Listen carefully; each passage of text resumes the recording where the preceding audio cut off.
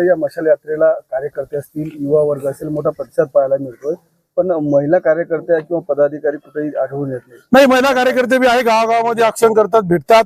परंतु 25-25 गावामध्ये एका दिवसामध्ये फिरणं, 27 किलोमीटरचं आमचं पायी चालणं होऊन राहिलं. एवढ्या मोठा पायी चालण्याच्या याच्यामध्ये महिला टिकू शकत नाही, म्हणून महिलांचा आम्ही मोर्चाच्या दिवशी तुम्हाला पाहायला मिळते की महिलांचा प्रतिसाद किती मोठ्या प्रमाणात आहे.